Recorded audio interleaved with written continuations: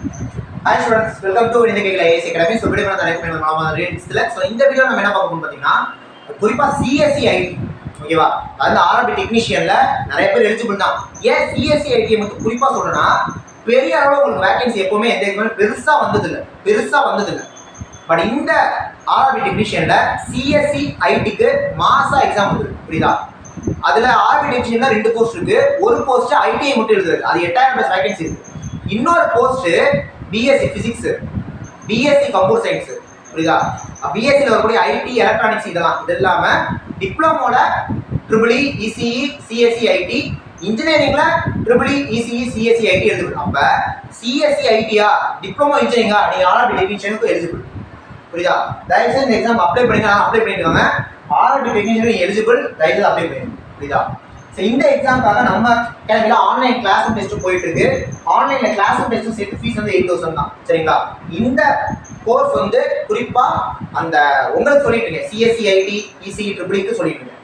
ITI ஸ்டூடண்ட்ஸ்க்கு தனி course வச்சிருக்கோம். ஓகேவா? ஏன்னா அதை விட இதுல சிலபஸ் அதிகம். ஏன்னா நம்ம இதுல ஆப்டிடியூட், ரீசனிங், சயின்ஸ், ஜெனரல் அவேர்னஸும் பார்க்கணும். அப்புறம் பேசிக் கம்ப்யூட்டர் அப்ளிகேஷன்ஸ் இருக்கு. இது இல்லாம பேசிக் இன்ஜினியரிங் எலக்ட்ரானிக்ஸ் இருக்கு. இதெல்லாமே நம்ம படிக்க வேண்டியது இருக்கு. ஸோ எல்லாத்துக்கும் சேர்த்து ஆன்லைன் கிளாஸ் சேர்த்து 8000 ஃபீஸ். ஜாயின் பண்ணிக்கோங்க. ஜாயின் பண்ண அந்த 3 நம்பர் எந்த நம்பர் கணக்கு ஜாயின் பண்ணிக்கோங்க. இது பெரிய அளவில் யாரும் கிளாஸ் எடுக்கணும்னு நினைக்கிறேன், நம்ம எடுக்கிறோம். ஓகேவா? யூஸ் பண்ணிக்கோங்க. ரைட்டா? இப்போ நம்ம வீடியோ கேட்கலாம். CSE IT பொறுத்த வரைக்கும் பெருசா வேகன்சியே வராது. எப்பவுமே இந்த சிவில், ECE, EEE, மெக்கானிக்கல் இவங்களுக்கு தான் வரும்.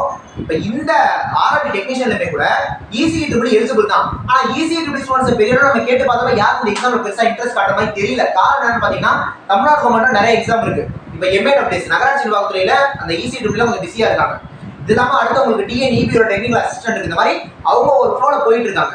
ஸோ இந்த டெக்னீஷியன் அப்படிங்கிறது அவங்களுக்கு எக்ஸ்ட்ரா வந்துருக்கக்கூடிய ஒரு வாய்ப்பு, ஒரு எக்ஸாம். ஆனால் பெரிய அளவில் யாரும் முக்கியத்துவம் கொடுக்க மாட்டாங்க. சென்ட்ரல் கவர்மெண்ட் எக்ஸாம் வா அப்படின்ட்டு ஒரு மாதிரி அப்படி இருக்காங்க. CSE IT இப்படி தட்டி தூக்கணும். நமக்கு MAWS தான் வரல, TNB டெக்னிக்கல் அசிஸ்டன்ட்ல வரும், பெருசா வராது. 1000 பிளஸ் வேகன்சியை தட்டி தூக்க பாருங்க. CSE IT நான் சொல்லிட்டு இருக்கேன். புரியுதுங்களா? ஸோ எக்ஸாம் சிலபஸ் பொறுத்த வரைக்கும் உங்களோட பேசிக் கம்ப்யூட்டர் அப்ளிகேஷன்ஸ் இருக்கு. இது இல்லாம இந்த எலக்ட்ரானிக்ஸ்ல பேசிக்கான விஷயங்கள் 11th படிச்ச பிசிக்ஸ் தான் இருக்கும். அதுல பெரிய அளவு ஒன்றும் இல்லை, ரொம்ப அப்படியே டெப்த்தாக இல்லை, பேசிக் தான் இருக்கு. அதனால கொஞ்சம் படிச்சா நம்ம நினைச்சா. புரியுதா? அதனால கொஞ்சம் எஃபர்ட் போட்டு படிங்க. CSE IT இந்த சான்ஸை விட்டுறாதீங்க.